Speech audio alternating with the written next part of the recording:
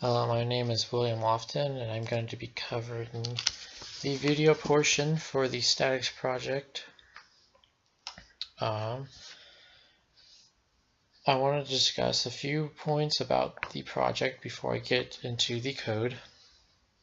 First of all, statics is a section under mechanics that studies systems that are in equilibrium, which means that they are at rest or constant velocity.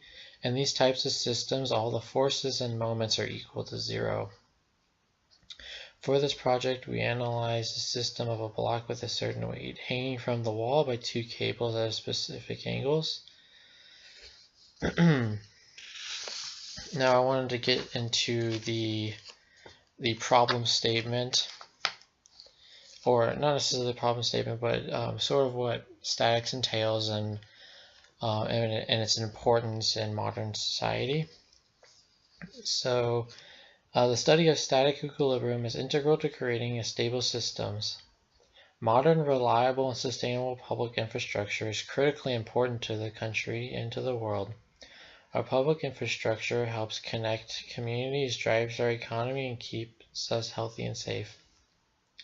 Given the fundamental role it plays in our daily lives, how we plan, design, build, and maintain these assets is vital.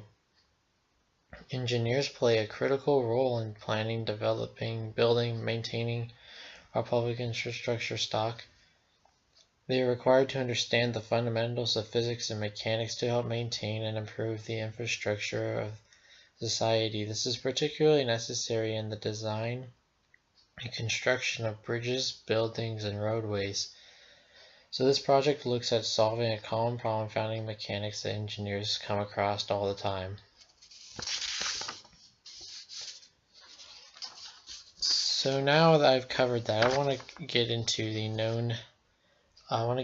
the actual code itself and discuss each individual section.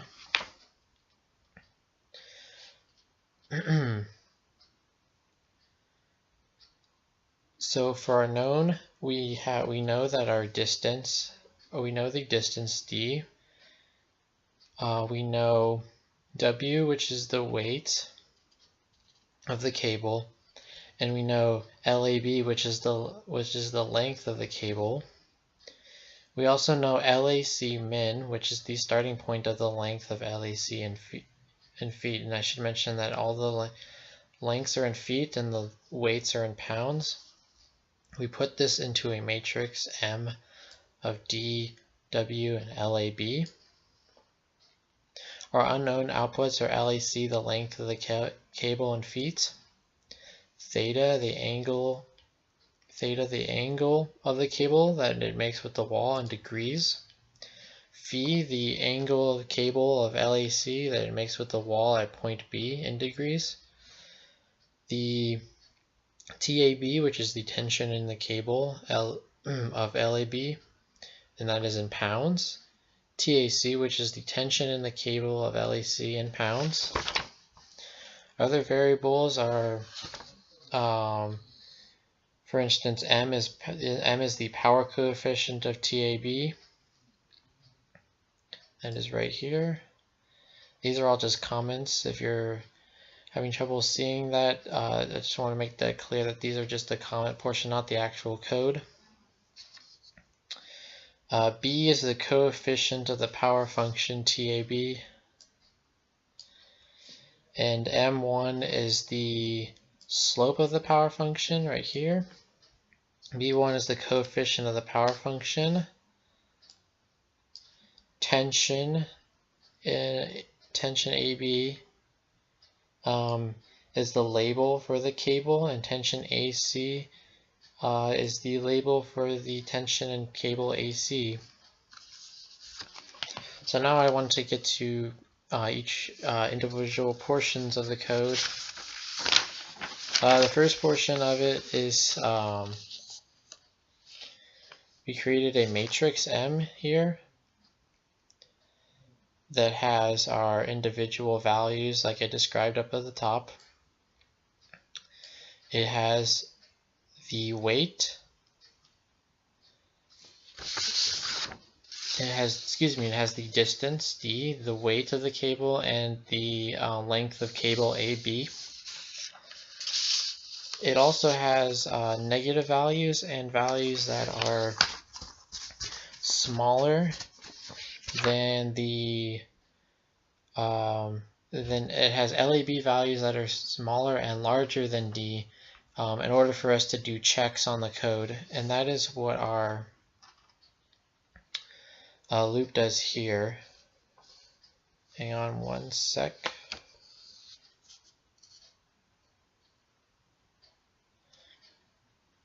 Yes, these conditional statements check LAB values and a user input down at the bottom replaces the values if they are either negative or if they are either the too big of a value. And I can start testing some of this right away.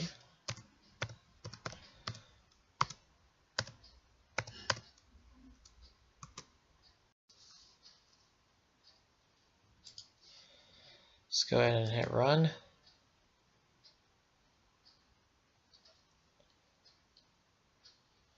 Alright, so now it tells me the size of D, and it's bringing out the first value in our matrix.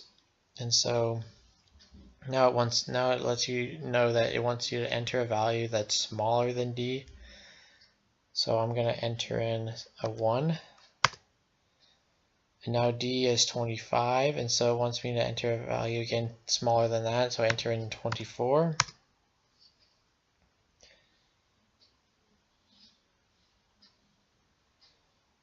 And so it brings up each individual value for the weight, LAB, and LAC in a matrix form. As you can see, here's the length of D.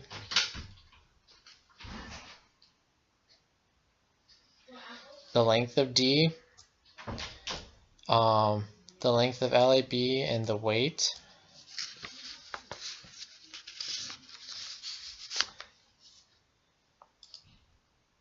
Let's move on.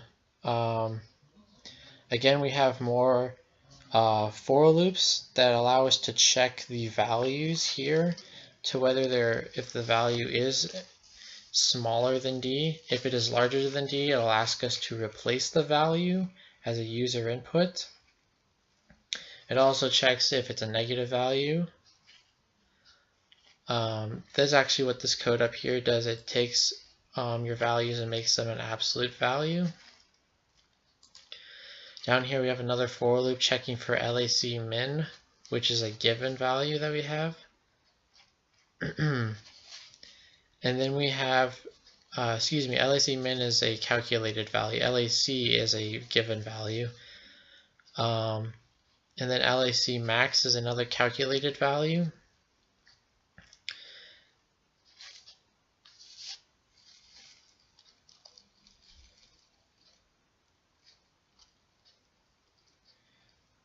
And then we have a while loop which does the which asks the user if they would like to graph the plots and which values they would like to plot. And so here I can select which case I'd like to graph, so I can select 2, and it should be bringing up a plot any minute. And there is our plot right there, and it brings this up for different values that you want to graph. And those are all right here where it asks you if you would like to graph. It cycles through, and then once it gets done, it plots the particular type of value that you selected, and you should get a graph. If I rerun through this again, I will confirm that we did get the correct graph.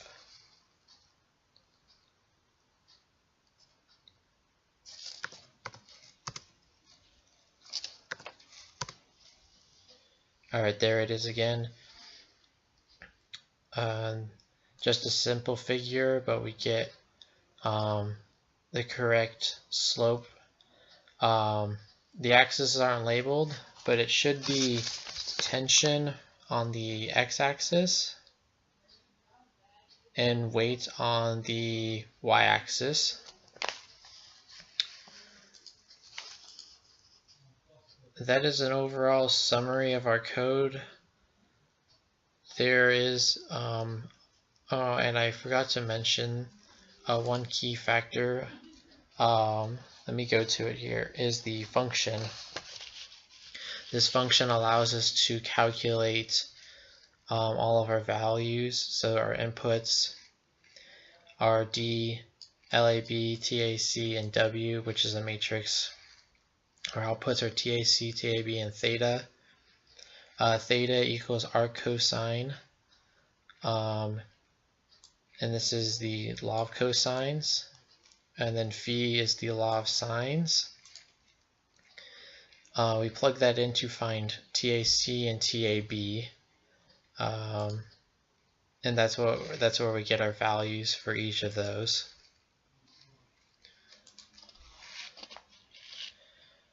That should be all of our code. And if there's any questions, be sure to comment below in the discussion where this will be posted. Thank you.